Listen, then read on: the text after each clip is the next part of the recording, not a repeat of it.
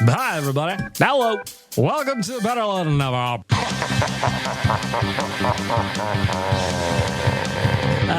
Shit. I'm not actually inside a women's prison at the moment. The horniest just went up to like 11. Woohoo! Good afternoon. At least say a big f*** you to Nick. Tyler Yaremchuk must go to Cinco de Mayo. Ty, why won't you kiss me? Better late than never with bagged milk. Better late than never with bagged milk. To better late than never. Better late than never. Better late than never. Fight me if you don't agree. I'll fight Long you, live ours. Deuce. I'll fight you right now, anytime. It's me, Mini Quad, starting off the podcast. I'm Big Dave when I'm in the host chair. You wish Bag Milk was here. You're stuck with an hour of Mini Quads. Are you excited? You should be. Woohoo! Of course, we're not going to do a full hour of mini quads, although it would be kind of fun to do just a full hour of this guy. Hello. Here we are, Better Late Than Never. We're going to talk about the Oilers, my favorite team that I never, ever talk about. I'm always talking about the Vancouver Canucks because you think I like them, but I actually love the Edmonton Oilers. I am Big Dave Quadrelli. Let's get to the podcast. We got a lot to get to today. And plus, I'm going to the Oilers game, so there's no time for fucking around. Not today. We got to keep this thing on the rails. We got to keep this on track.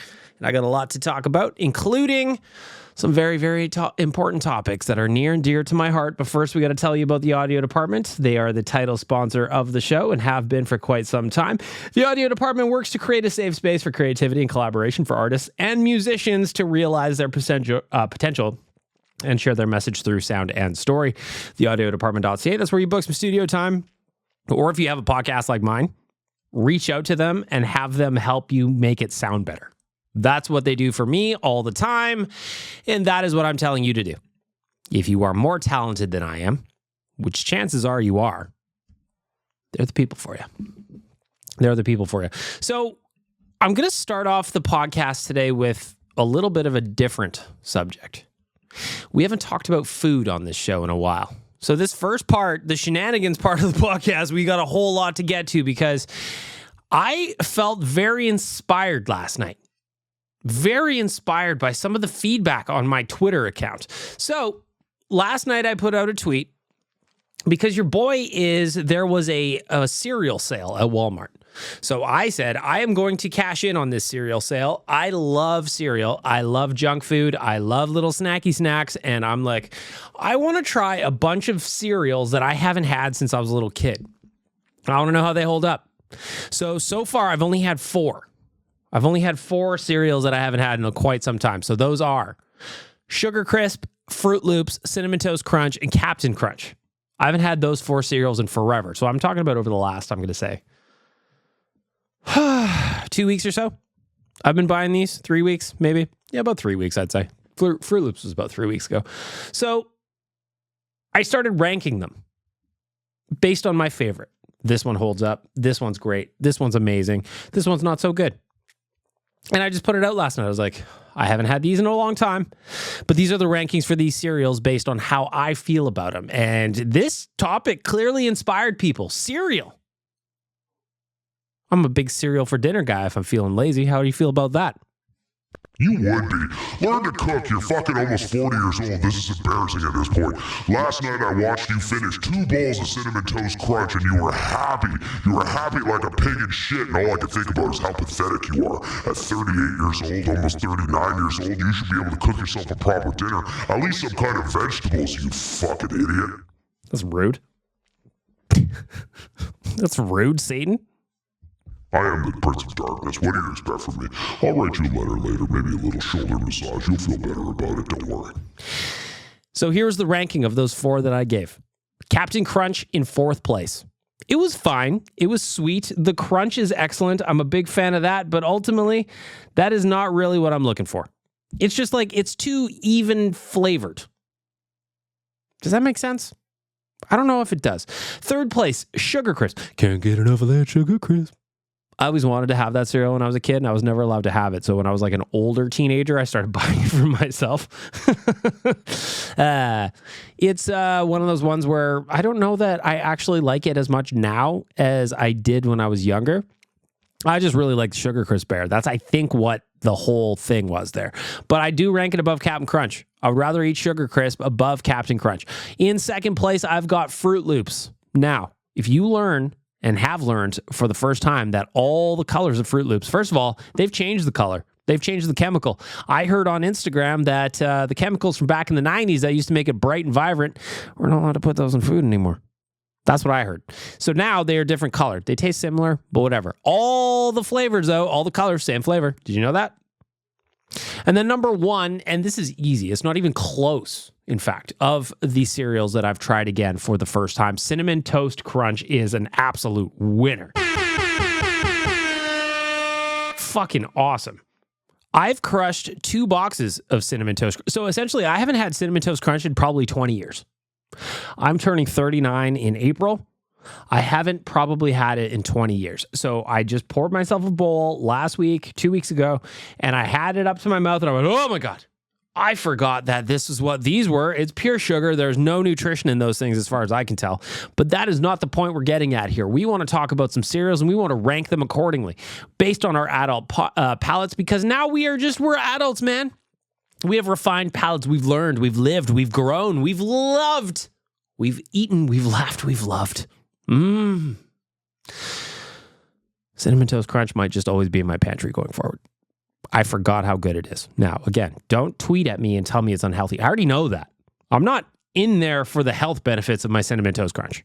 I'm just not. So last night I put out this ranking and people were inspired by giving me some other stuff that they needed to try. And then today I asked them for some of their top 3 GOAT cereals. What are the greatest of all time cereals?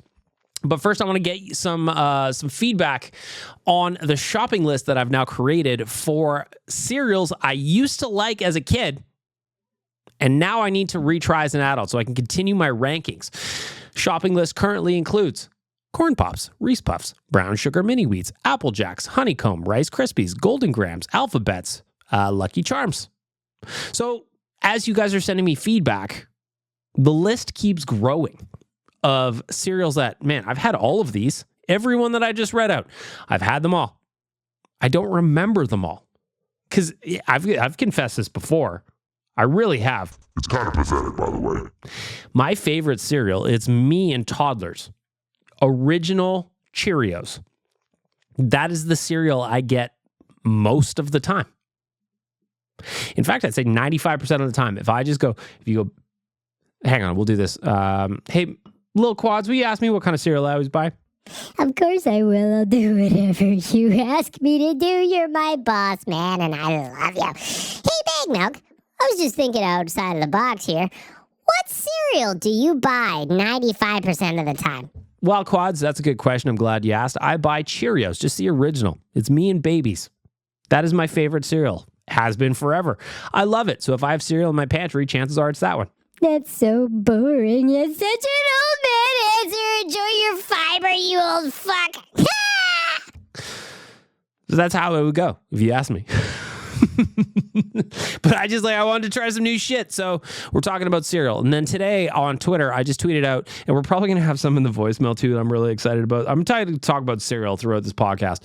So this morning on Twitter, I just put out a question. Give me your top 3 cereals of all time. I want to read a bunch of these out on the podcast. And did I get some cool answers.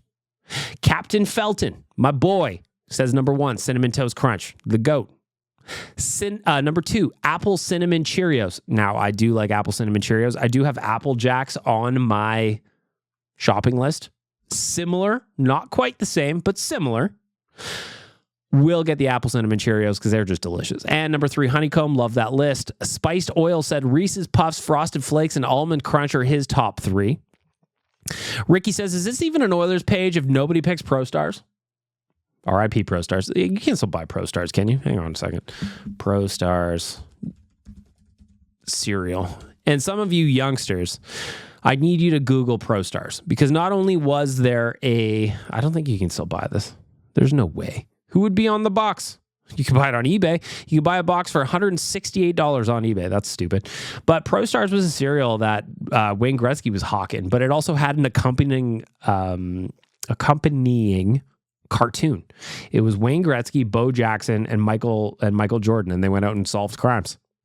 It was great. I don't know. I would love to see a modernized version of that cartoon with maybe like you could do Shohei Ohtani, you could do Connor McDavid, and you could do like, I don't know, LeBron James or something. Fuck, we'd all have a good time with that. Back to the list. I want to know your favorite cereals. Kyle the Embalmer says, as a kid, Sugar Crisp, Cheerios, Golden Grams. As an adult, Cheerios, Mini Wheat, Shreddies. See, I don't like the split. I don't like the split here. And a lot of people did it. It wasn't just Kyle that was like, well, this is what I liked as a kid. This is what I like now. I want to know what you like now. I don't know what you like now. So I'm just taking your adult list, Kyle. Cheerios, Elite, number 1. I've loved them my whole life. Plain Cheerios. Mini Wheats I haven't had forever. When I used to go to Costco a lot as a kid with my old man, he used to always buy Mini Wheats because that was one of the few boxes of giant cereal you could buy. I haven't had them probably since then. So Mini Wheats haven't got on the list. And then Shreddies.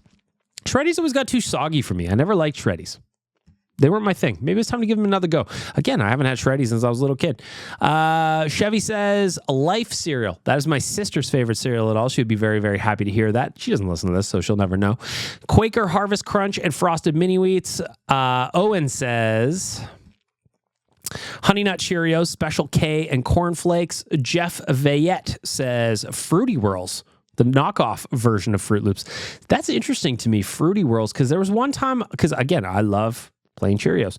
I went to probably Walmart, I would imagine, and just bought the generic Wheat-O's. Awful. Terrible. Awful. Next up was Apple Brown Sugar, Oatmeal Crisp, and Classic Honey Nut Cheerios.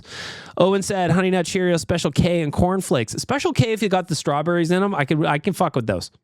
Street Dub says French Toast Crunch, Alphabets, and Frosted Cheerios. The last two are continued, but were elite. Alphabets are discontinued? Yeah, put them on my list. Guess I'll never find them. Frosted Cheerios, I remember, though. They were in a white box. Raider Jesse says Pro Stars, Cruncharoos, and Pebbles before they got turned into weird flakes and were more shaped like dino eggs. I love the age of the people on my Twitter because you can tell that a lot of us are roughly the same age. Mike in the 349 says, depends how old you are, kid or adult. I still like Lucky Charms. Not as much as when I was a kid. Cranberry Almond Crunch is solid as an adult. Honey Nut Cheerios is good. I would always steal my dad's Sugar Crisp when I was a kid. It was the forbidden fruit. I've got Sugar Crisp in my pantry. Gina says Fruit Loops, a Special K with almonds. Delightful. Honey Nut Cheerios, all delightful choices by Gina. Mike says Cinnamon Toast Crunch, Brown Sugar, Frosted Mini Wheats, Lucky Charms. Honorable mention go to Frosted Cheerios, which we're learning discontinued. Austin, Cinnamon Toast Crunch, Apple Jacks, Cocoa Pebbles. Cocoa Pebbles are so fucking good. I got to put that on my shopping list. Hang on. I forgot Cocoa Pebbles existed. Hang on. Bag Milk shopping list. Cocoa Pebbles. Fuck yeah, good pick. That one was from Austin. Steve says Golden Grams, Cinnamon Toast Crunch, Frosted Flakes. Ian says Captain Crunch, Crispex, and Mini Wheats. Stacy, Golden Grams, Fruit Loops, Lucky Charms. I like seeing a lot of them come back. We're seeing a lot of Golden Grams, a lot of Fruit Loops, a lot of your classics. Ron says Captain Crunch, Honeycomb, or Rice Krispies. Rice Krispies, I actually saw a thing on TikTok about how you can make your own. Essentially, you have a big pot of vegetable oil and you just have that motherfucker on high and you pop in your rice in there and it just puffs up like that. I didn't know how that's how you made it. And then you cover it with some sugar or whatever. I followed an account on TikTok where it teaches you how to make a bunch of your favorite candies at home. I'm never going to make any of them. That's just not what I do, but I'm going to watch your content and I'm going to enjoy it. And I'm going to think about what it might be like to make those candies in my house. Jerry says Cinnamon Toast Crunch. Again, the GOAT. Cinnamon Toast Crunch is getting so much love. Apple Cinnamon Cheerios, Reese's Pieces. McCam says Honeycomb, Captain Crunch, Frosted Flakes. Patrick says, how about we talk about combos? This one type per bowl stuff's got to go. Shreddies plus Cheerios. Any variety of the Shreddies act as a stabilizer. The palate holds it down. Throw some brown sugar on it if you ain't got it like that. Maple syrup. Rice Krispies and Corn Flakes. Vector and Lucky Charms. I like Patrick mixing it up. He wants to throw in 6. I asked for 3. He gives me 6. Mark says Cinnamon Toast Crunch, Honey Nut Cheerios, Frosted Mini Wheats. Nick says Honey Nut Cheerios, Apple Cinnamon Cheerios, Mini Wheats. And he also says BM is Zol as a hashtag. I am not Zol. We'll probably get to that in the voicemail. Kinks. I like this username. Kinks. I'm not here at kink shame. Honeycomb, Frosted Flakes, Rice Krispies, Cheerios, Shreddies, and Fruit Loops for Handsome Rob. This is the best question. This is the best question. I didn't realize that we were such a cereal family. here on the internet. It's an elite it's an elite snack, it's an elite lunch, it's an elite dinner, it's whatever you want it to be. Sometimes I will just pour cereal, if it's like a Cinnamon Toast Crunch, because I did this the other day, just in a little coffee cup, because I just want a little something sweet, a little mange, and I just eat it like it's finger foods. What do you think of that? Am I getting a little crazy? Am I getting a little weird? I don't think so. We've been talking about 15 minutes about cereal, and I am fucking psyched. Now, back to business of the podcast. Last week, I promised you guys a hoodie giveaway. And we are going to do that now. So, I have got, should we read some reviews first? 1, 2, 3, 4, 5, 6, 7, 8, 9, 10 new reviews. So thank you very much to everybody who submitted some reviews and DM those to me. I also included a bunch of the older reviews in there. So we actually got 12, 1, 2, 3, 4, no, 10 entries into the hoodie giveaway here. So we have got a bunch of different names. So I'm just going to read some of the new reviews. Some of them are really cool. Some of them are really nice. And I appreciate everything that you said. Some of you are sucking up for the hoodie. But I'm going to show you. I'm going to film this, and we're going to post it. I'm going to post at least one of them on Instagram anyway, just to show you how I'm doing this. This is pure fairness. I did not want any part of this choice. So I went to wheelofnames.com, which is essentially just a randomizer that you can pick. You plug your names in there, and we do a little picky pick, right? So we're going to do some reviews here, and I'm going to give, should I do a music bed underneath? Maybe this. How's that? A little review music? Bam, bam, bam, bam. Hi, everybody. Welcome to Better Lait Than Never. Let's read some reviews. First review comes in for Evergreen Fire. Says a gem of the show in the Nation network of podcasts. Bag Milk knocks this one out of the park. It's quirky, clever, sharp, and odd in all the best ways. Its interactive format invites inclusiveness and fan engagement and helps bring Oilers fans together. Thank you, Bag Milk. Love that review.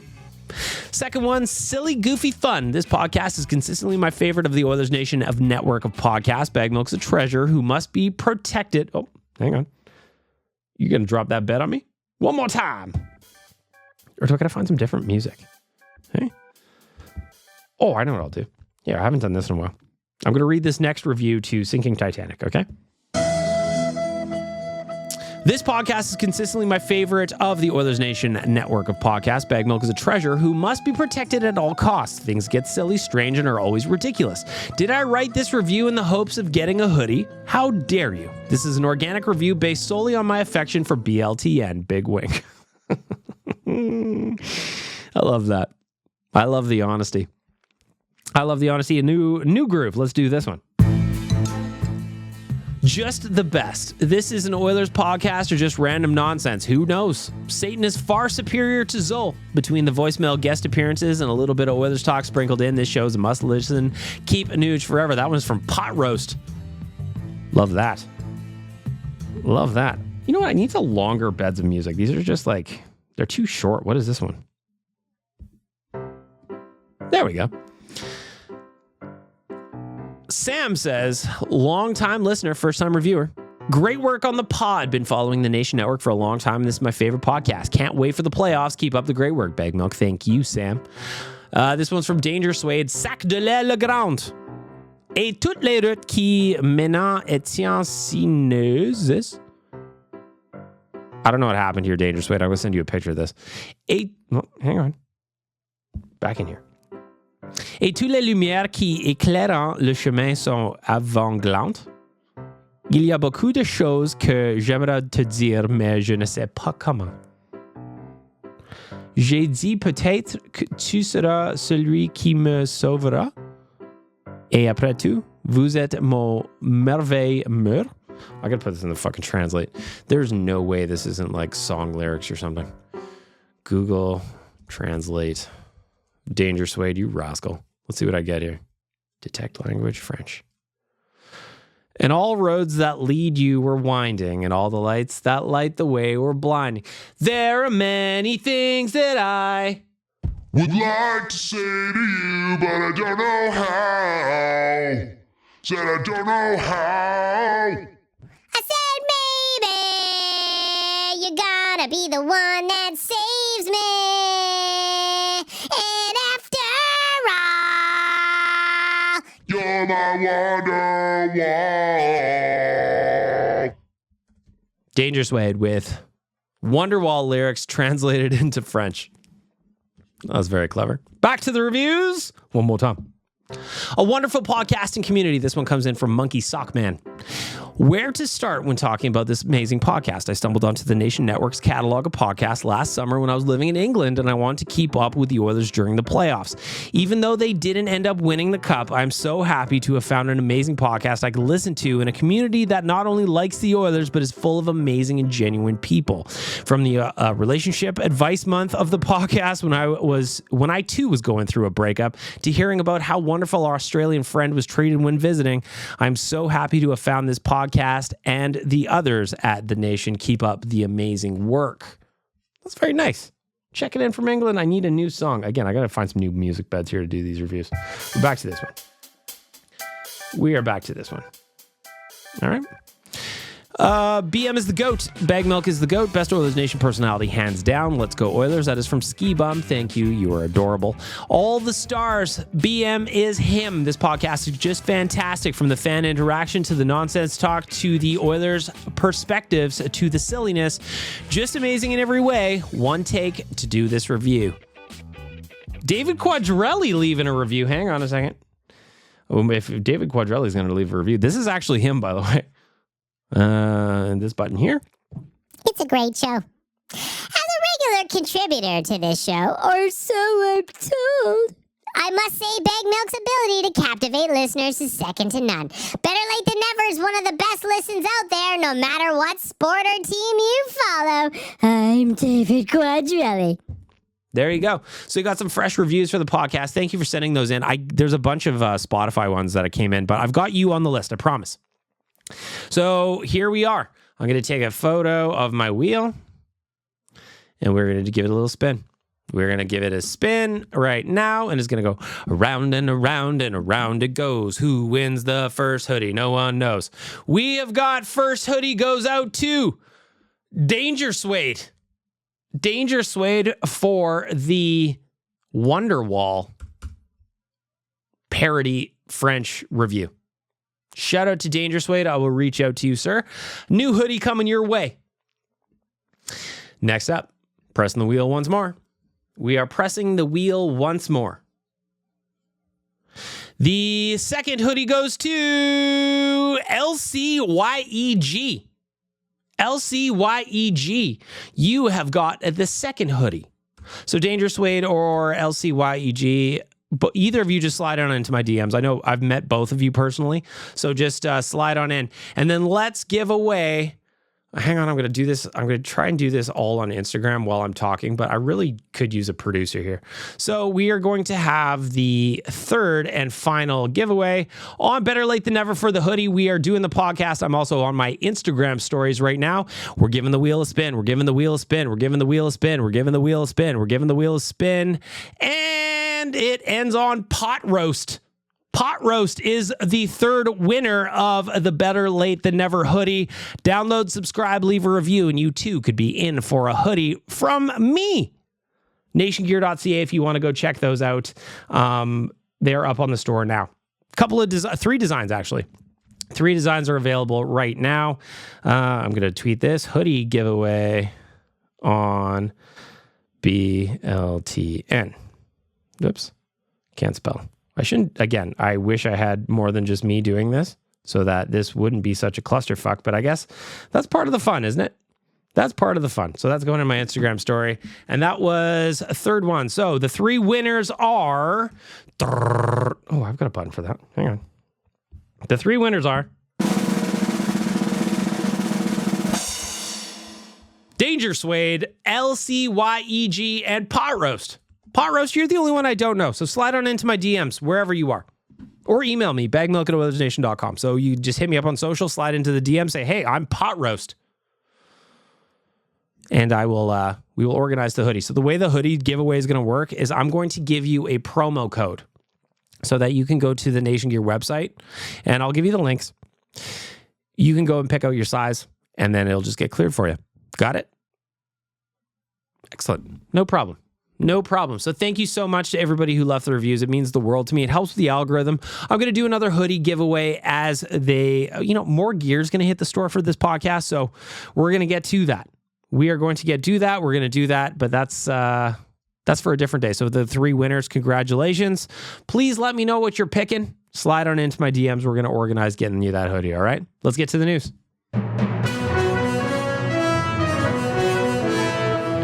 The news is brought to you by Star Mechanical. Of course, Star Mechanical is one of Edmonton's biggest locally owned and operated plumbing and heating businesses, I should say. They have been working within the community for over 20 years, and many of the homes built in Edmonton over the last 2 decades have had their plumbing and heating systems installed by Star Mechanical. Offer 24/7 emergency services. You can visit them at starmechanical.ca to schedule an appointment. We are going to start the news with me because I'm selfish. Why? I am going to the hockey game tonight with my boy, Liam Horrobin. We're trying to get Leho off the ground. His girlfriend's grandma calls him Lehman. Tyler's trying to get L-Dog. L-Dog's not so great. So I'm going to say Leho or Lehman. I can get behind. Lehman. He and I are going to the game tonight, Oilers versus the Capitals. It is the second time the Oilers have played the Capitals this season. The first time it was a blowout in our favor. It was a 5-0 win. Do you remember that win? A lot of things were going wrong for the Oilers at that time. And then they beat that Caps it was like a matinee, if I remember correctly. They beat the Caps and then they started to go on a string of wins. I don't know if that was the 5-game win streak or if that was an 8-game win streak. I don't remember where that was. But the Capitals were the starters of said win streak. Tonight, they are in town. Ovi is a lot hotter than he was back then, and the Oilers are looking to build upon a 4-0 shutout win over the Pittsburgh Penguins from Sunday. I'm just super excited.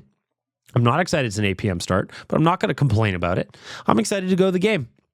Me and Liam are going to go have a good time. We're going to talk a little biz. We're going to talk a little YouTube. We're going to talk some graphics. We're going to talk about this podcast. Liam is going to be upgrading some of the video components of this podcast, even just on YouTube currently. I've got some plans. For the video element. Are you going to tell us what the plans are? Or are you going to be a dirty little tease? I think I'm going to be a dirty little tease. We're working on some cool stuff at Nation HQ where I will be on camera, but it won't really be me on camera. You're such a little tease. Why are you doing this to Satan? You know how Satan's nipples get hard when he doesn't know the answer to your secrets. Well, that's fair, but you're just going to have to wait. Anyway, I'm tonight to go to the Oilers Capitals game. It's been a minute, and I haven't seen Ovi. I don't know that I've ever seen Ovi live. And obviously, he's getting a little bit older. Dude's a legend. I'm super, super excited to watch him play. Hope he doesn't score. But it would also be interesting to see him inch forward towards that Gretzky record. Go check out the article from Brendan Delaney on that today at OilersNation.com. Today's Wednesday, of course. Looking at the trade deadline so far, or post-trade deadline, Cap Friendly released a graphic that I was just like, really? And I saw it on the broadcast too, and I still went, really? Do you know that the Oilers are one of the oldest teams in the NHL? They are tied with the Pittsburgh Penguins as the oldest team in the NHL at 29.9 average years of age. Now, the guys that are older that are raising the tides, like the Corey Perrys, the Derek Ryans, they're bit players, whereas in Pittsburgh, their core is old. You know, Sid is 36 years old at this point, where Connor is not, right? So there's difference there. But I was interested to see that they're that old because I still don't think of the Oilers as that old, you know? I just don't. And then when I think of Pittsburgh winning those cups early in Crosby's career, I go, come on, man, like let's get there. Let's do it. Come on. Anyway, I just thought it was an interesting graphic. So the top 5, I guess if you want to call it that, I'll do top 6 since they're all kind of clumped together. Edmonton and Pittsburgh. I got a cough. Hang on. There, I did it. I turned my mic off for that, like a pro. Edmonton and Pittsburgh, 29.9. They're the oldest teams. The New York Islanders, 29.3. Carolina, Washington, Nashville, 29.1. When you think of Washington, the Oilers' opponent tonight, don't you think that they're older than the Oilers because they've got guys like, you know, Ovi's been around 1,000 years? That's how I feel. But it was an interesting number. I thought it was interesting. Weird to look at. but ultimately interesting. I also want to give some love. There's only 2 games this week, so I also want to look back a little bit and give some love to Calvin Pickard. .953 save percentage and 64 stops over his last 2 wins over Pittsburgh. He gave up 1 goal in the 6-1 win last Sunday. This past Sunday, 40 saves, shutout. He doesn't get credit for a shutout, though, because the concussion spotter pulled him out for a minute 18. Stu had to come in and basically stand there, didn't stop a shot. But because of that, they share the shutout. It's so weird. It's dumb. Give Calvin Pickard his flowers. Come on. The other thing I want to mention, speaking of goalies, is from Bruce McCurdy. Since Christmas, Jack Campbell has been 11-5-0. He's got a .225 goals against average and a .933 save percentage. Do we see Soup at any point this year again? No, you won't. You will not. I just don't think that it makes sense to see Soup. Well, first of all, they don't have the cap space to make it work, but I just don't see it as a thing. Jack Campbell, I'm happy you're feeling better about yourself. That's the most important thing to me. Right now, I'm thinking about Jack Campbell in the human element. Listen, he's getting paid $5 million to be down in the AHL. He's doing fine. But from on the human element, when he went down there, he was like a shell of a man. He was a shell of a person. He was a shell of a goaltender. He couldn't stop anything at the NHL level. And that's because confidence is a tricky motherfucker, man. I'm looking beside me. I've got my acoustic guitar sitting beside me. And if I picked it up right now and I tried to wail, it wouldn't be able to work because I haven't played as much as I should. I haven't kept my practice up. My confidence is low. I can't execute properly. But I'm just happy Jack Campbell is back to feeling good about himself. And he's playing some really good hockey, including a big win the other night for the Condors. He's looking good in the photos. He's playing well. Couldn't be happier for the human being. Is he going to be back with the Oilers? I don't think so, but who knows? Stranger things have happened, right? I didn't think Jordan Eberle was ever going to come back to the Oilers, but had he not signed an extension with Seattle on deadline day, it very well could have happened. If you listen to my trade deadline recap special, you know what I'm talking about. If you didn't listen, what are you doing with your life? Jordan Eberle, the reason I'm bringing him up is he played his 1,000th game last night, his 1,000th NHL game, and boy, howdy did that make me feel old. Of course, he was the 22nd overall pick back in 2008. 2008 was when I started contributing on OilersNation.com with a weekly article for the righteous sack beating. I didn't get paid for those. I just did it for love of the game. Congratulations to Jordan Eberle on 1,000 games. It's wild. Silver stick for you, sir. It would have been cool if it happened back here. I'm not going to lie, but I'm not selfish, you know? And then to wrap up the news, just because it's been a little bit slow, I wonder when Troy Stecher is going to get into his first game with the Oilers. Looking at the new guys, Adam Henrique has been fine. He's centering the third line right now with Connor Brown and Evander Kane. Interesting that my boy Sean Pangs, new guy Sean is what we're calling him at ON. He wrote an article about how Adam Henrique could be the answer for Connor Brown's offense based on some Team Canada work they did in the Worlds a bunch of years ago. It was super interesting to read that. It was super, super interesting. I love those deep dive digs that Sean's doing at Oilers Nation now. He's been a great find for us. And that was a really cool article. But first impression of Adam Henrique, there's a lot to like there. He hasn't got anything done yet. He hasn't picked up a point yet with the Oilers, but there's a couple of sneaky little plays where you go, fuck, man, he looks good. Sam Carrick, he's been lower in the lineup, so he's been quieter. I'm just curious to see when we see Troy Stecher for the first time. Based on the joint article I did with Quads, It was so fun to work together. Troy Stecher is a guy that seems to outplay or fight above his weight class more often than not. So can he fight his way into playing above Cody Ceci or Vinny Desharnais? I'm fascinated to find out. The first question, though, is when is he going to get in? According to Jason Gregor's lineups for tonight, doesn't look like it, but we'll see. We'll see, right? He could sneak in their game time. Coaches have done weirder things. And then just to wrap up the news for our friends at starmechanical.ca, the schedule for the week, we got the Capitals tonight at Rogers Place. We got the Avalanche Saturday at Rogers Place. We've got Montreal Tuesday at Rogers Place. We got a 4-game homestand coming up here after wrapping up that road trip. The Oilers are looking to stay hot at home. Currently at Rogers Place, the Oilers have got a sparkling record after starting out really cold. Really, really cold, in fact. 28-2 at Rogers Place. The Oilers currently have a plus 42 goal differential, 222 goals for, 180 against. They should beat Washington, shouldn't they? They should absolutely beat Washington. I'm going to be upset they don't. As will the fine folks at Star Mechanical. Go check them out at starmechanical.ca. Visit starmechanical.ca and schedule an appointment and let them help you keep your home running smoothly.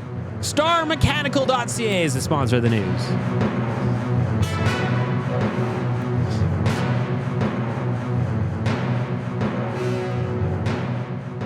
I'm drinking coffee. Ladies and gentlemen, let's get ready to snuggle! Better late than never. For my friends at Bet99, it is time to do a little bet and talk ahead of today's game with the Washington Capitals. I'm going to look at some futures, but tonight I'm going to the game with Liam, as I said off the jump. Tyler Yaremchuk is going to be at the game with his old man. We are currently formulating a BLT bets, RIP BLT bets, squad bet. Currently, Liam and I have our legs in, and I'm waiting on Tyler's leg to complete the 3-leg parlay. Liam's going with the Warren Fogle goal, which I thought was a ballsy play. I'm going with the Oilers -1.5, so that's the Oilers puck line. We're curious to see what Tyler does to complete the squad bet. It's always more fun when we're in the house and we can all chase something together.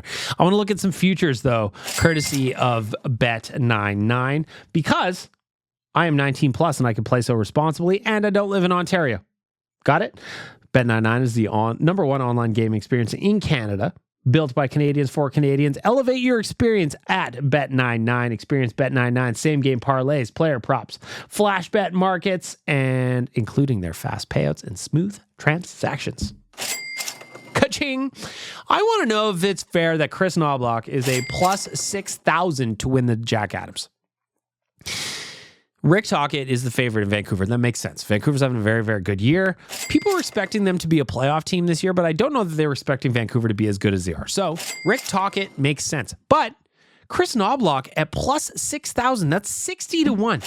Turning the Oilers season around is getting no love with the bettors. It's confusing to me, man. Does that make me want to do a little sprinkle? No, a little bit of sprinkle? Maybe. I still think Rick Tocchet will probably win regardless of how the Canucks do in the playoffs, because I think the voting is done before that, if I'm not mistaken. Correct me if I'm wrong, somebody. But I don't think it's fair. I think Nobby deserves to be higher up than that. Though there are guys like Torts who's turned Philadelphia around and they were expected to be bottom of the league team. And they might make the playoffs. So I get that there's some dark horses like that, but I just think that plus 6,000 is disrespectful. Now, Oilers to win the Western Conference. I could see that happening. Plus 350. Would you do a little dabble on that? Maybe. I think that's an interesting bet. Oilers to win the Western Conference. But this one, I feel like, is almost free money at this point. So the Oilers, the line is total points is 105.5. The Oilers have 18 games left, including tonight. They need 25 points from the 81 they're currently at to get to 106 points. Can they do it? They've got 18 games left. That is a total of 36 points on the table, right? 36 points on the table. They need 25. Can they go? Can they win 12 of the last 18 games? Maybe. Would you do it at minus 120, or are the odds not juicy enough for you? I don't know. Something to think about. Something to ponder. Something to let roll around in your mind a little bit. Because our friends at Bet99, they're asking. They're asking the question. And they got me thinking. So I want you to be thinking too. And then lastly, just to wrap up the betting segment on the podcast, how could I not do this one? I found this and I think it's great. I love this bet at Bet99, and I think I might take it. The odds may not be necessarily all that sexy, but they're looking pretty good to me. Now, Calgary Flames to miss the playoffs, minus 5,000. Now, you may look at that and tell me, Bag Milk, there's no reason to ever bet on anything that's minus 5,000. But if I could turn $1 into $1.01 on the Calgary Flames missing the playoffs, they paid me to bet against them making the playoffs, and I think I might do it. Calgary, this is where you belong.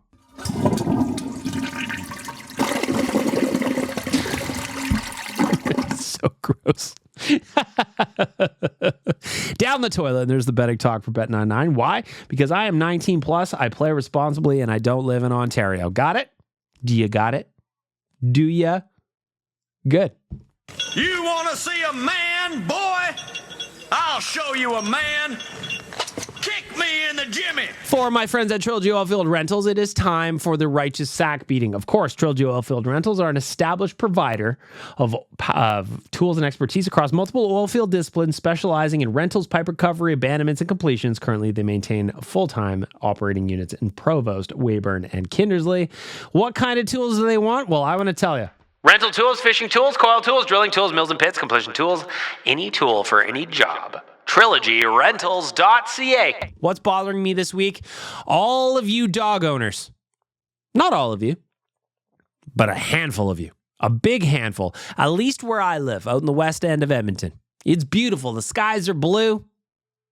Everybody's happy. I am near major transit. But the problem is, we are now getting to the point of the winter/spring where some of you motherfuckers do not clean up after your dogs. And I don't know if you own a dog, have you ever had a dog, or if you've just shit outside yourself. What happens when you poo and it gets frozen and then the snow starts to melt? It swells and it fucking melts and it's gross. So right now, I'm walking my dog just down the paths that I do every single day. Me and Frank, we're cruising. He's got to think about Frank's picks. He's got to think about what he wants to do. There's pressure on him. He doesn't want to think about dodging turds. And then here you are. You're not cleaning up after your dog. And there are turds everywhere. Now, there are even some of you where I would be so far as to guess that some of this drop zone is right outside your house. There are similar mounds of poo that all look roughly the same outside of a couple of different houses on my standard routes. It bothers me, man, because as a dog owner, I always pick up after Frank. I feel like it is not just the right thing to do, but I feel like it's my obligation to the city and to all of you that are walking around and living your life. Nobody wants to step in a dog's shit, and especially at this time of the year when it's all soggy and gross and everything's melting and it's already dirty enough, the last thing I want to contend with is you being a lazy fuck. Pick up after your dog. Be an adult. Or don't get a dog. If you are not equipped emotionally, spiritually, mentally, and financially to take care of that animal and give them the best possible life, including picking up after them, you don't deserve to have one. You want to see a man, boy? I'll show you a man. Kick me in the jimmy. You're listening to Better Lait Than Never. What you need to do is leave a nice little review. Like and subscribe. Next. It is time for the voicemail presented by Snow Valley and Rainbow Valley Campground. Snow Valley Aerial Park opens on May 31st. Mark your calendars. That is family fun all summer long. Attractions include the Aerial Tower, White Mud Creek Mining Company, Target Golf, and the all-new mini golf. I'm mostly excited about the Target Golf. They explained it to me how it works. I'm excited about that. I think we're going to do a squad run out to Snow Valley. And of course, the Rainbow Valley Campground is Edmonton's only campground right here in the city with 60 sites and 3 comfort camping domes right here in Edmonton. Visit rainbow-valley.com. Book your spots. My brother actually camped there last year. I didn't know it was there until my brother camped there last year. It is sick. Really, really nice spot. You don't really hear the white mud either, which was very surprising to me. I loved it. Anyway, for our friends at Snow Valley and the Rainbow Valley Campground, let's get to the voicemail. We got a whole bunch of them today. We're starting with the man himself. Is this actually you, McMullet? Because this might be the first time I've heard from you. Bagged milk. What's up? It's McMullet here. It is actually him. I got to meet McMullet down in Arizona. He's probably one of the nicest people you could ever hope to meet. This time I'm calling into your voicemail. Yeah, the Dukes show was awesome. It was great to have Dukes in town. It was. Great to hang out with them at a couple of games. Yeah, you guys. So Dukes and McMullet, they went to that game that, I don't remember which game it was, but they won an OT, I think. Did the Oilers win OT? Anyway, those after the game winner went in, those two were the first thing I saw on camera, and I was so excited to see those boys. McMullet bless you, sir. I've talked about you on this podcast before. I don't know how you do these commutes. So like tonight, I'm expecting to see you at the game, even if we don't run into each other. I kind of know roughly where you sit. And I don't know if you're going to be there for an 8 o'clock game and then drive home to Strathmore. You are beyond a super fan, sir. And I tip my cap to you. The Edmonton fans are awesome the way they treated him. Glad he got to enjoy Edmonton's hospitality. Soul the will of thousands. Get fucked. Nobody wants to hear you. Stay the fuck away. And Kyle, shut the fuck up about Love is Blind. We don't want to fucking hear about it. McMullet's spicy. I'm guessing we're probably going to hear from Kyle in Love is Blind again because I do see his name on the voicemail list. So I'm guessing we're probably going to hear about it. They did the wedding episode just passed. I think today actually is the reunion episode. I'm not sure, but McMullet, we'll see. We'll see what Kyle has in store. We've just got an anonymous caller. Who be you? Take me out tonight, where there's people and there's music whirling and louder. Driving in your car, I never want to go home because I haven't got one anymore. Well, that was me trying to do a little bit of Morrissey for Dukes. It was absolutely loved. Edmonton. And he told me. So well done, Edmonton. I like how you say Edmonton. Edmonton. I'm very jealous, but honestly, on behalf of Dukes, he's too fucked to even tell you. He's loved it. Well done.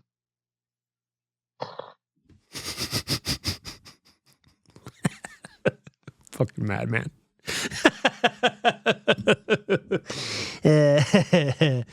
Donkey Volley, you rascal, you. We are going to go to One Take Chad. You were up. One Take Chad. I say play. Hey, BM. What's up, man? Can't help but notice that that Betway is no longer a sponsor, and they were on the Jasper Pond hockey trip with you guys. That's because we welcomed our friends at Bet99. Bet99 is our new friend here at Better Lait Than Never. Go ahead. I'm just kind of curious what shenanigans happened that made them leave you guys. Oh, they haven't. You gonna tell us? Of course. Happy to. We want to know. Was it Chalmers' lack thereof dental hygiene that grossed them out? Yes. Or yes. is there some hot tub shenanigans? We demand answers. You demand answers, and I shall give you answers. So no, Betway is still our friends. They are still our friends for sure. The deal has evolved. So Betway, if you go to OilersNation.com and you click on the GDB, which is the game day article that Jason Gregor writes during the week and I write during the weekend, there you will see our friends at Betway. The Betway, they just changed where they did their allocation for shows. So that's what all it is. Actually, we're probably getting deeper into bed with Betway. They are great people. We brought them out for the Jasper Pond Hockey Tournament. They were everywhere. We had a blast with them, including in the hot tub. They're great people. They are great people. We're doing a shuffle with them. So we're doing some bigger things. We're thinking bigger with them. But here on this show, my friends at Bet99 have stepped in because they want to be in the bag milk business. They want to be in the bag milk business because you know what? They want to hear me talk about betting. They want to know why Chris Knobloch is plus 6,000 to win the Jack Adams. I say it's unfair. I say it's nonsense. And I say, damn it, I should bet on it just in case it happens. Right? What is the line from Kevin in The Office? If you get plus 10,000 odds on anything, you take it. It's not plus 10,000, but it's close. Right? So One Take Chat, I hope that clears that up for you. We're going to go to another anonymous voicemail caller. Donkey song time. You have won a peg. It eats cheese in the sunshine. You have won a peg. Oh yeah. Dang, da, dang, da, dang, da, dang, da, dang. Yeah, you've won a peg. It eats cheese in the sunshine. I wrote that song about 20 years ago. It was rubbish then. It's probably rubbish now. Good afternoon. What's the deal with that guy anyway? He just leaves a voicemail and he starts singing about all kinds of nonsense. You always laugh and love it, but I never know what the fuck's going on. Maybe just Satan's too old to understand you kids and your hip-hop music. Two Take Chad. Are you One Take Chad, but now you're back as Two Take Chad? We'll see. Two Take Chad.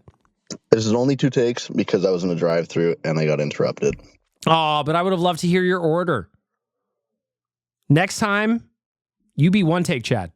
And I want to know what you're ordering, and I want to know where. I'm going to rip through some opinions here. Please. First off, obviously, fuck Vegas and fuck the league for allowing this. Are you kidding me? Agreed. Back to you. I know it's not going to happen. I would love for them to miss the playoffs, but first round exit, I would love that. That would make me so happy. Last week, I did a rant on Vegas, and Waz clipped it and posted it on social, and the clip kind of erupted. So it was one of those ones where we were looking at the analytics, and I went, whoa. It was when I said that Mark Stone was sitting in the cuck chair for the next 2 months.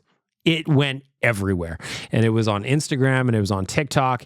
I don't know that clip where I was shitting on Vegas and saying it's bullshit that the league allows this to happen. There was fans from other fan bases flooding into those clips, and sometimes they agreed with me, but most of the time I was an asshole. I don't know that I've been called such names on the internet in quite some time. I feel like I say that a lot lately, but that one of those clips was, I was just like, it's best just to mute the interactions on this post, methinks. And that's what I ended up doing. But yeah, I agree with you on Vegas. Back to you. 2 take, Chad. Secondly, obviously, I'm an Oilers fan only, but Matt Rempe is just a fucking beauty. And what a shame that he's from Calgary. That sucks. I love that kid. What a beauty. Thirdly, all right, Vinny taking that penalty. What I want to say just about Matt Rempe is hockeyfights.com is getting a lot of mileage out of that dude. So hockeyfights.com is also within our network. Thank you, Matt Rempe. You're doing a lot of good work for us. I appreciate you. With a minute left in the potential shutout, that was pretty uncool. I love Vinny, but he's got to calm down a little bit. He owes Pickard dinner. I'll buy that. Lastly, and I don't mean to put out any shrapnel here, but I gotta say it. If a host is letting us send in voicemails freely and you turn around and send in the Rogers Wrapped in Red event over and over when the host is skipping it instantly every time, we can do better than that. I believe in all of us. I love this community, every one of us, but do better. That is the least original thing ever. The first time, it was like a little bit funny. Every time since then, bad. Almost as bad as Will of Thousands. Almost as bad. Both are bad. Do better. 2 take, Chad. Firing off from he's shooting from the hip at everybody. Nobody's safe from 2 take, Chad. Kill them all, Chad. Ari, what do you guys say? I'm going to play devil's advocate a little bit. If you and me are going to argue again, this first voicemail from you, Ari, I don't know if I'm up for it, but we'll see where this goes. And you're probably not going to like me for this, BM, but it's already not starting well, Ari. I love how Vegas is running their franchise. I do. Same. Let me think about that. Let me see where else you go with this. Way with Tampa and Colorado, how they run their teams. It's the mentality and the attitude of, we don't care who we have to trade or what draft picks we have to trade to make the team better, but we will make the team better at all cost. I actually, so far I've got no problem with what you're saying. I completely agree with you. My hatred of Vegas essentially stems from jealousy. I am totally able to admit that to you. Ari, back to you. And the reason I like it is because it's breaking the mold of how traditionally an NHL franchise is run. And, I want all the teams to run like this. I do agree with you in the sense that, man, I would love if the Oilers could figure out some kind of fuckery like Vegas did and get themselves additional cap space to make the team better down the stretch. I just don't understand how this happens with Mark Stone every year. 3 years in a row at the exact same time, give or take a couple of days, he's gone on the LTIR. The first year, Vegas missed the playoffs. We all hope it happens again. The second year was last year, won the Stanley Cup. Year 3, they're doing it again. Now, am I saying he's faking a lacerated spleen? Of course not. I just it's so suspicious that it's no wonder people are thinking the same thing. But like you said, Ari, Tampa Bay did the exact same thing with Kucherov when they won the Stanley Cup a little while ago. Kucherov even trolled everybody wearing that shirt in the victory presser that said they were way over the cap or whatever it is. I don't remember exactly. But yeah, I would love if the Oilers could pull off this kind of shenanigans. I would love it. Again, I'm just jealous. I'm not afraid to admit it. I'm jealous. What's up, BM? What's up, Kyle? So, this is going to be McMullet taking shots at you, by the way, pal. disclaimer for all those that are triggered by hot takes, because this might be a bit of a hot take, but Hot take. Hot take. Alert. Hot take alert! Hot take alert! Hot take alert. Hot take alert. I'm going to make a claim. Connor McDavid is a power play liability. Now, I know I'm going to get the hate for this, but hear me out. Are my stats going to be close? Probably not, but I'm going to throw a number out anyway. I'm going to say 75% of the time that we lose the puck while we're on the power play, the puck comes off McDavid's stick. Now, it's going to be either him trying to dangle around one guy, him trying to dangle through three guys. I'll admit, I said I don't know on radio a little while ago. That does. I just don't understand what Connor's doing a little bit lately. He tries to dangle everybody in the slot, and they just kind of converge all on him, and he loses the puck, and it's an easy clear. I think the Oilers, and I think maybe this is what Kyle's getting to. First of all, I disagree that McDavid is a liability on the power play. I love the take, though. It is great. Hot take alert. I love it so much. But I completely agree on dangling in the slot. They need more than one pitch. Listen, the cross ice pass to Leon Draisaitl in his office is Mariano Rivera's cutter. It is one of the best pitches in the NHL on the power play, hands down, bar none. But they need to have other options in there. Like, why not rip it over to Nuge on the left side and have him zipping pucks like he was a couple of years ago? That'll open up the lane. But right now that's closed. Teams are figuring it out. And I feel like Connor is trying to force it through too much because he knows when it gets through to Leon, they have a very, very good chance to score. Right? Anyway, back to you, Kyle. Goes like straight at the goalie, or him trying to make that pass over to Draisaitl. Either way, we lose the fucking puck on the power play because of McDavid. I know. Still, I'm going to get the hate, but I'm claiming Connor McDavid is a bit of a power play liability. So I'm going to leave it at that. He's going to duck from flying tomatoes. Kyle the Embalmer on Twitter. Go find him there. I love that. But you know what? Sometimes you need a Hot take alert. I'm trying to think of what I can do with these robot buttons. These two. This one, I am a small robot. I am a large robot. I hate those buttons. I have no reason to use them, but for some reason. Hot take alert. Hot take alert. That might be a thing. For fuck's sakes. So these next three messages say Surveyor Zol, Danger Suede Zol, and Donkey Zol. I don't even know if I'm interested in even playing them, but we'll see where they go. Surveyor Zol is up. Good afternoon. Nah, fuck that. Righto, cunts. Oh, it's just Dukes. It's Dukes. Dukes, I was about to get mad because I thought it was going to be Zol being like, you're bad bag milk, you're actually Zol, or whatever the shtick is lately, but it's just Dukes. He's back home. He's safe. It's me. Zol. No, fuck. I don't even hate myself enough to pretend to be that fucking piece of shit. Yeah, no, I was just thinking, bit of reflecting and whatnot. I'll have a proper reflection soon, but whatever. Fuck, no cunt's waiting for it, so it doesn't matter. Sharp. The watch parties at Greta, right? I know there's been, 5 or so, but the boys have only ever won once. And that was when I was there. So, it is true. As a scientist, I'm sort of drawn to the conclusion that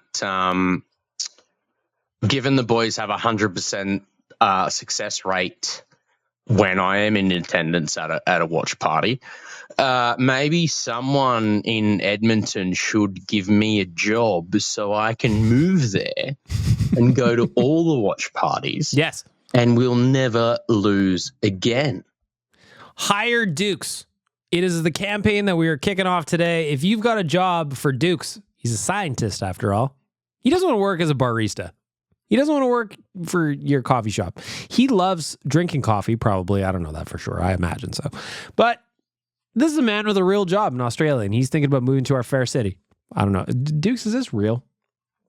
What is real is that at the Brunch for Ben, the boys did win with you in attendance. That is one of the few watch party wins we've had in a while.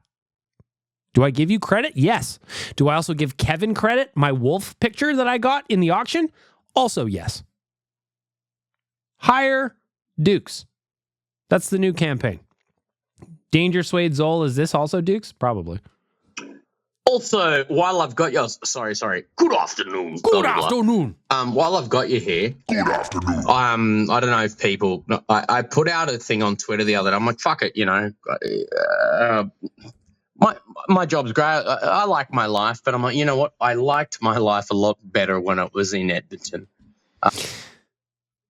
Dukes, I don't even know how to describe this to you, but this is all just beautiful to hear. As a proud Edmontonian, I love how much you took to our fair city. Leaving Edmonton the other day literally felt like I was leaving home to come back to work. Crazy. Where I won't go into it all right now.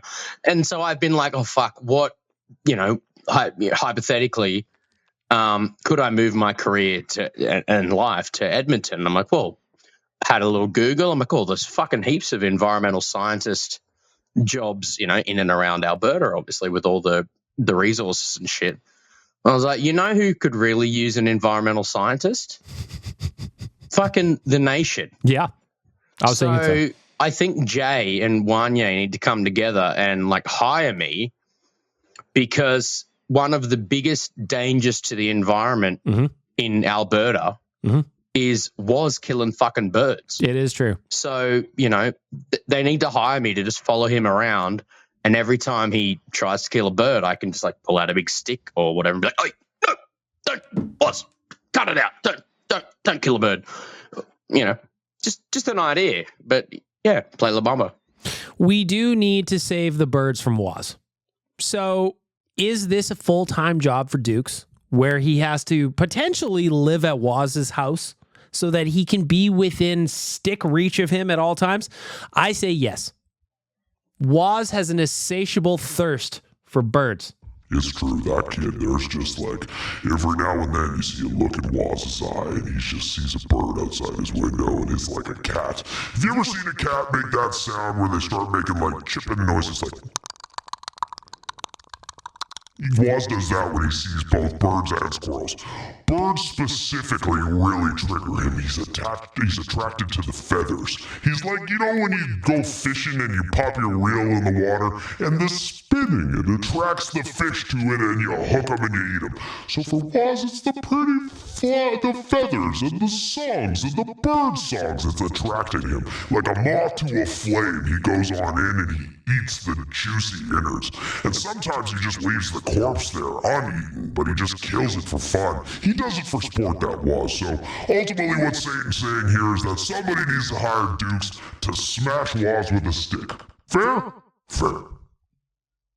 Also, again, surprise motherfucker, it's your boy Dukes. Oh, Dukes. Dukes, not Dukes. It was Dukes, but I've got 2 people in real life that call me that. So I've got many more people call me Dukes. So I kind of like Dukes now. Dukes, not Dukes. We've reversed it. Before it was Dukes, not Dukes. Now it's Dukes, not Dukes. I just want to I had a point to this, but it's disappeared. That point's now flaccid, I guess. Something to do with, I was gonna mention Wanye. I don't fucking know, man. I honestly can't remember. He's got that. So he flew to Canada. Took him about a week to get over the jet lag. I mean, you're upside down going from Australia to Canada. I've done it. It's nonsense. And now he's going jet lagged back home to get back into life. So I feel like Dukes, not Dukes, the brain is still resetting. It's like a software update. We just got daylight savings time here. It was only an hour, but I feel it. Dukes, not Dukes. I'm with you. Because re-listening to one of the catching up on all the episodes I missed when I was traveling.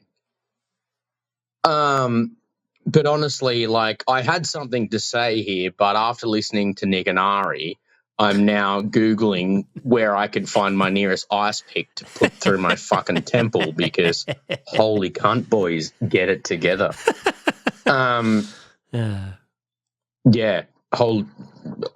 If I think of it, I'll leave another voicemail, and I probably should just delete this one, but I'm not gonna. I'm gonna send it in because, like, fuck you, I do what I want. One take, Dukes. Play La Bamba, baby.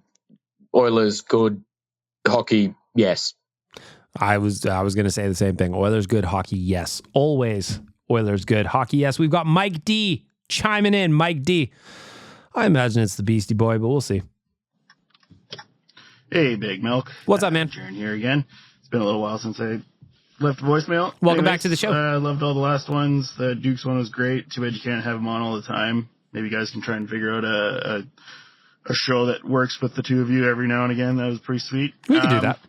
Just wanted to mention something that I haven't heard really mentioned on any of the podcasts from Oilers Nation there. It seems like everybody seems like, we wanted this guy. This is all trade deadline stuff that's passed. But, what's saying that Ken Holland didn't offer? I mean, we know that he made that big offer for Tanev. That was... So the reported offer from the Oilers to the Flames for Chris Tanev was the 2024 first round pick plus Cody Ceci. Better than what they took. I think the problem is that these teams just did not want to deal with Edmonton. Probably. You could have offered them the moon. You could have offered them 2 firsts for, to Foley, for all these other guys, Hannafin. You could have offered them everything. CC, this guy. You could have offered them Fogle. Could have offered them all the picks in the world, but if they don't say yes to the deal, it doesn't really matter.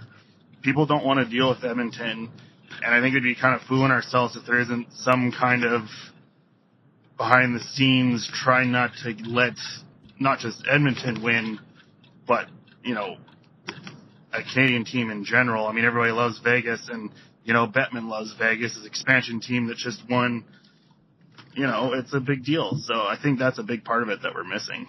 I love a good conspiracy. Oh, if there's something that makes Satan tweak its nipples, it's a good conspiracy. And I love the idea of everybody hating the Oilers and nobody wanting to help them. Fuck everybody else. Edmonton versus the world. Satan out. I agree with Mike. I definitely think there's certainly an element to nobody wanting to help the Oilers. Like the Tanev trade. That is purely because the Flames didn't want to send him to Edmonton to make Edmonton better. Purely it. So they send him to Dallas for a lesser offer. For them, it's dumb, but I get it, man. Rivalries are what makes sports fun, buddy. I love it. Now, McMullet, if you're listening to this, you might want to skip ahead for the next minute because I see Kyle the Embalmer with LIB as his topic, and I know what LIB is. Play. I said play. Yo, BM, I just came across your Twitter thread about cereal, and Cinnamon Toast Crunch is clearly number one. I thought you were going to talk about Love is Blind. You want to talk about cereal? I'm all about the cereal. Cinnamon Toast Crunch is elite, 100%. I just want to make sure everybody is preparing and eating it properly. Oh, you have to make sure that you drop, obviously dry cereal goes in first, but you drop the milk in on the side of the bowl so that it goes underneath all the cereal so that none of it gets too soggy at once. And then when you eat it from the same spot you poured all the milk in, and you grab the cereal from like underneath the pile so that you're basically eating everything as it's had the perfect amount of time to soak in the right amount of milk. Yes, I've put a lot of thought into this. I've been eating this cereal for years, and it's elite. It's great. So I did not do that. I'm going to try that with the side pour. I kind of like it. I'm just a glutton, so I don't even use a spoon. I just stick my face in there like a trough, and I just munch, and I just away it goes.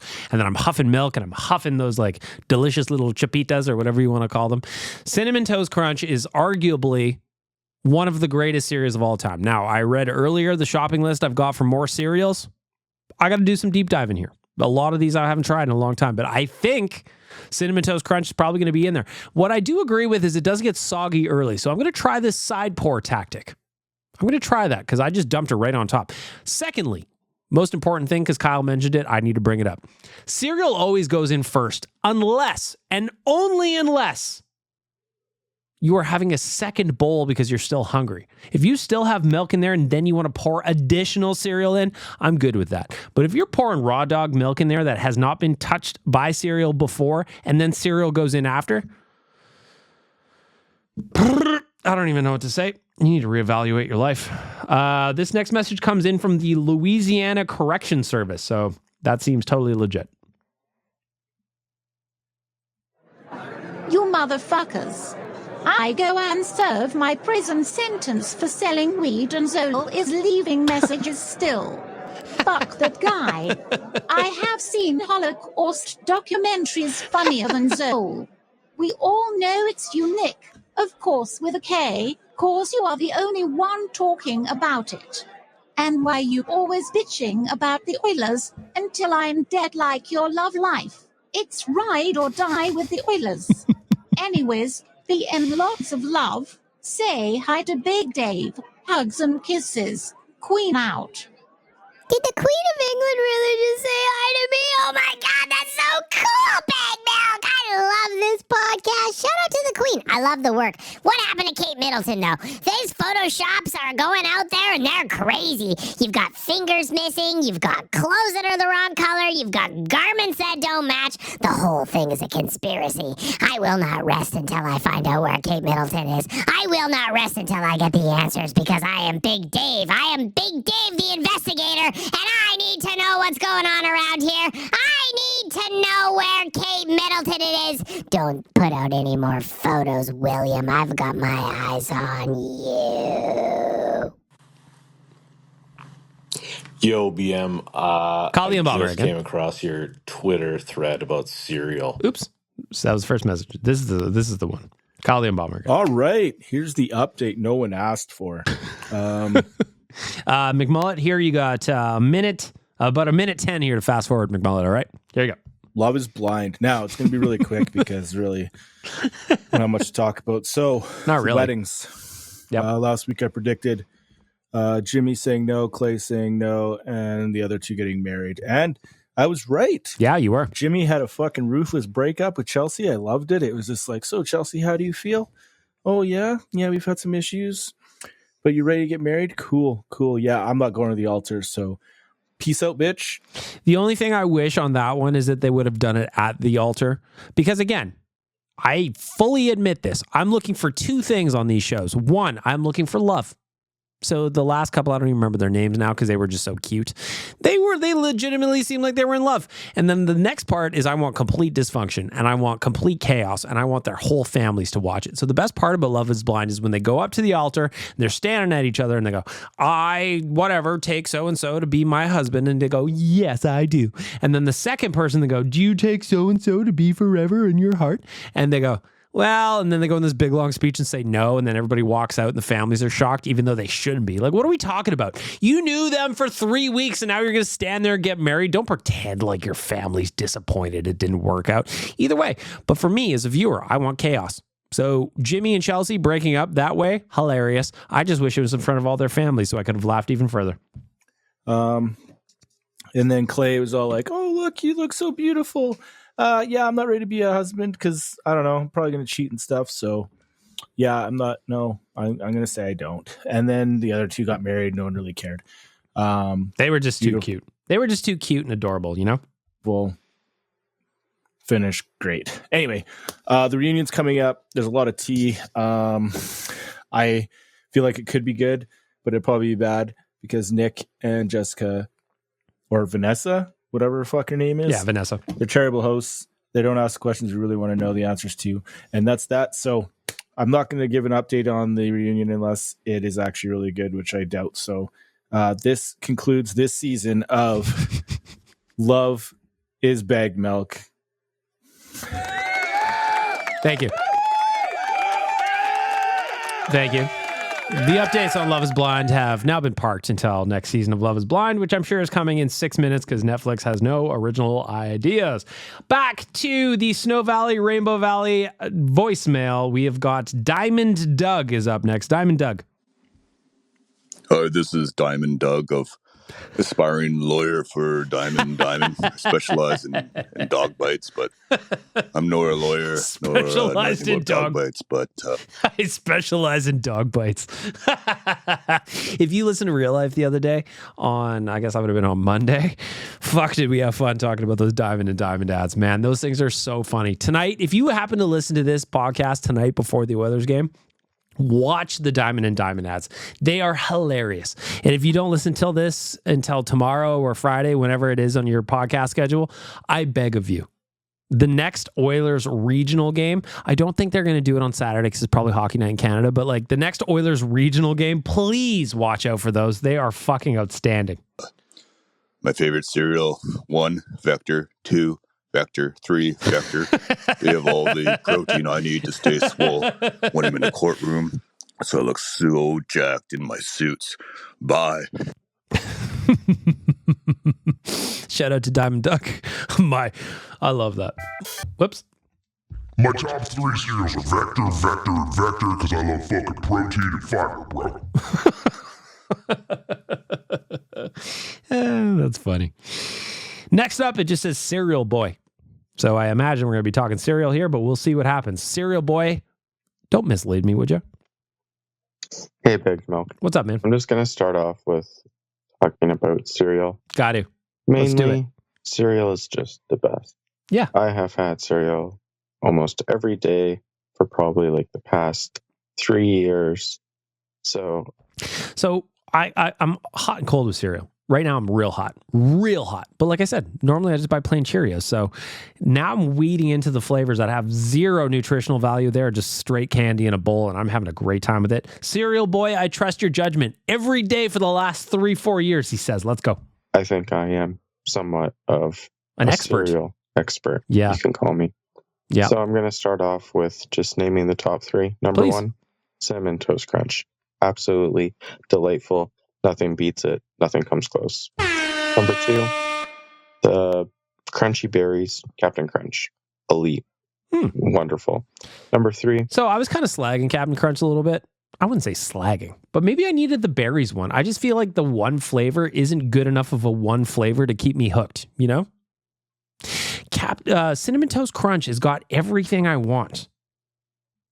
But the Captain Crunch, maybe I needed the berries. Maybe I need a little accoutrement. Odd choice. Chocolate Frosted Flakes. They're delicious. Also, anyone that says Lucky Charms, just go get stuck in the talus balls because Lucky Charms are absolutely disgusting. So last night I'm doing this thing on Twitter where I'm talking about cereal with a bunch of people, and me missus, she goes, "How many people?" I'll do. Let me do a good voice to accurately describe what my missus sounds like. How many people? How many people are talking about Lucky Charms on Twitter? The answer was none. The marshmallows. I had too much fun. That sound came back. Audio department, fix it. What do I got to do? Okay. Over to settings. Clear that. Bring that down. Okay. I think I'm good. Suck. And the little grains that come with it, absolutely no flavor. If you like Lucky Charms, just don't. You are lost.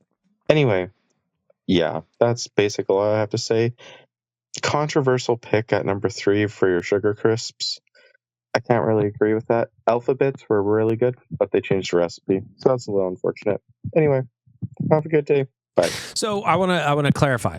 So my list currently is Cinnamon Toast Crunch, Fruit Loops, Sugar Crisp, Captain Crunch. Those are the 4 that I've had recently. So that order could get adjusted wildly as I add in more cereals. Right? So there's a bunch of cereals I read off earlier in the podcast that are on my current shopping list. If you want to drop them in and we're going to carry this into next week, please do. But that list, that order, I expect it to change wildly over the coming weeks and months. This is not a 1-episode bit, I don't think. Not with the passion that I'm getting on social media from the cereal community. Thank you. Anonymous caller, what say you? Hey, Bag Milk, you want to know the top 3 cereals Please. of our time? Let's do I it. only need one, and that is Pro Stars by Wayne Gretzky and General Mills. Those honey-kissed, star-shaped cereal bits were the bomb in the 90s, and there has not been a better cereal since.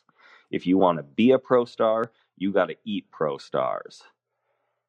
Let's go, baby. I was just thinking, so somebody else had Pro Stars, and I was just like, do they still make them? Because I would love to eat those again. But didn't they just taste like honeycomb a little bit? That's what I remember in my head, but I could also be completely making that up, because how are we ever going to know? How will we know? How will we know? Jay Carledge is up next. You have this to say, sir, when I press this button. Hey, BM. What's up? Jaywalking here. First-time caller, long-time listener. Thank you for joining us. I appreciate you being here. I appreciate your feedback. Let's have a little chat. Special shout-out to my new Arizona Nation Vacation text group. What's up, guys? That's fucking awesome. I love it. I love when random nation citizens kind of meet together for the first time and have a blast and they just connect like this. I love it. I love it. Top 3 cereals all time Hit for me. me. Honey Nut Cheerios, Classic. frosted shredded wheat, and oatmeal. It goes in cookies, ice cream, smoothies, savory, sweet, the whole package. It's like the Ryan Nugent-Hopkins of breakfast cereals. See you later. Not one person said oatmeal. That is the first person that said oatmeal, and I respect the pick. I'm a big oatmeal guy myself. Me missus made some oatmeal cookies the other day. They were delightful. Is that a breakfast cereal in cookie form? Maybe. Good picks. Off the board. I like that. I saw a lot of similar names when I was reading the tweets earlier. Oatmeal didn't come up. I love to see it. Ari, what do you got to say? Oh, dude. Top 2 cereals of all time. So Please. If I was still a kid, well, I'm still young, but like if I was... See, I don't want that. I just give me the take. Give me the juice. Give me the news. I'm Huey Lewis. You're the news. Hit me, Ari. Still in elementary school, like this is probably what I would pick. Lucky Charms 3A and Corn Pops 3B. The flavor of Corn Pops was just great, but it just didn't last long. Lucky Charms, Marshmallows, game changer. Brand wasn't that great. 2A, 2B, Nesquik and Honeycomb. It's freaking... Ari, I said top 3, not top 6. You can't be giving me a 2A and a 2B and a 3A and a 3B. You're obstructing the rules. Who are you, the fucking Vegas Golden Knights? solid choices. Like Nesquik was really good. My number one all time, if I was still a Nesquik was good, by the way. I would eat that right now. kid, Cinnamon Toast Crunch. Mm-hmm. The Can't goat. beat it. The goat. Just amazing. Right now, I'd go with Cinnamon Toast Crunch number 3. Number 2, I'd probably still go with Nesquik, although I don't buy it anymore. And my number 1 all time right now, Vector, the one with protein, a lot of protein in it, and the one for athletes. I don't know if you know what that is. I don't know that. I haven't been in a gym in 100 years. Last time I set foot in a gym was probably about 16 years ago. I was 22 years old, getting ready to go traveling. Or no, I would have been about 23. 22. I was getting ready to go traveling. I wanted all the babes to see my beach body, and that's what they did. They admired it, mostly from afar. I've never talked to a human woman myself. It's very, very scary. Last voicemail in the Snow Valley Aerial Park and Rainbow Valley Campground. Voicemail goes to Jack. Jack Goff. You see what he did there? I don't think his real name's Jack at all, BM. I just, Satan's just putting that out there. Top 3 cereals of all time. Hit me. Well, at number 3 is Honey Nut Cheerios. You can't go wrong with Honey Nut Cheerios. You just can't. It's better than the regular Cheerios. The regular Cheerios are just bland. Honey Nut gives you a little bit of extra to it. Gives it a little more of a taste. A little sweetness, I think you're after.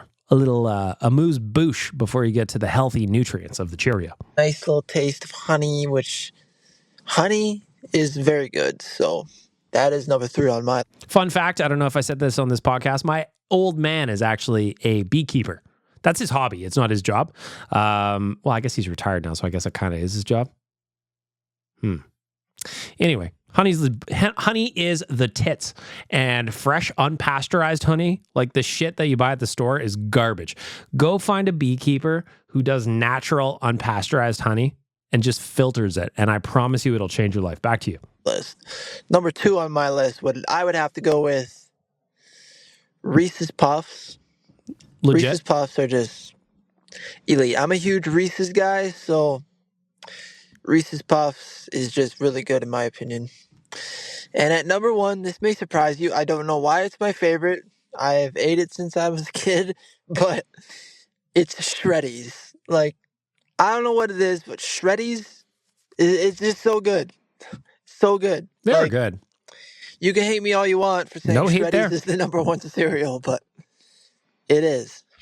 No hate there. Shreddies, my problem with Shreddies is they just get soggy early. So maybe I need to kind of adapt Kyle the Embalmer's pour from the side tactic with my Shreddies next time I have them. Love Shreddies. Big fan of them. They're kind of like Life adjacent. My sister, as I mentioned earlier, favorite cereal has always been Life. So there's been a mix of both. I got no problem with that. I said my favorite cereal is plain Cheerios. You just call them garbage or whatever you call them. So I'm with you. I'm with you. Again, his name wasn't Jack Off. Chances are he's lying to you, bad milk. Don't let that kind of thing happen. I don't even get the pun. What is that supposed to mean? It sounds like something dirty. There we go, the voicemail. Brought to you by Snow Valley Aerial Park and Rainbow Valley Campground. Opening May 31st. Family fun all summer. Or if you want to do a little camping, I recommend you do. It's a great time. Get yourself a tent. I bought myself a fresh tent last year. Rainbow-valley.com. Book yourself a spot. Only campground here in the city. I want to thank all of you for leaving voicemails. There's a lot of them to get to today. We've got a long podcast today. Almost an hour and a half. 90 minutes of shenanigans and bag milk. All in one take. Could it be? Wow.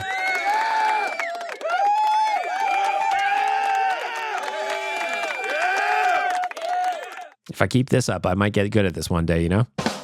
Thank you. I want to thank all the sponsors. I want to thank the audio department, Trilogy Oilfield Rentals. I want to thank Bet99. I want to thank Snow Valley. I want to thank them all. I want to thank Star Mechanical as well. Lastly, I just want to make sure that you're going to the nationgear.ca website. Nationgear.ca, first of all, Better Late Than Never. The first flavor of hoodies are up there. Just go into Oilers Nation under shows, and you'll see the BLTN hoodies. Number 2, if you want a hoodie, if you're one of the 3 winners today, slide on into my DMs or email me or however you need to get in touch with me. That's cool. And then lastly, the Robin Brownlee Memorial Auction. We are raising some money for my boy Brownlee. We lost him back in January. I still miss him. We're raising a little bit of money to help his family out, send his kids to school, that kind of thing. NationGear.ca. It's a day at Sports 1440. You can go hang out with Jason Greger, watch him do his thing, sit in the studio, get a tour. It's going to be great. You also get some tickets to the game. NationGear.ca. If you can, put a bid in. If you can't, help us spread the word, would you? Do me a favor. I'd love to hear from you. Just keep dropping the voicemails in. Keep leaving some cereal takes. Maybe we need to get us some other kind of food takes. This podcast started talking about cheese, and the price of cheese is outrageous, and now we're talking about cereal. I love it, and that's where we're going to wrap up the podcast. Talk to you next Wednesday, unless something fun happens. Maybe a little impromptu podcast at some point. We'll see. That's all for today. Why won't you kiss me?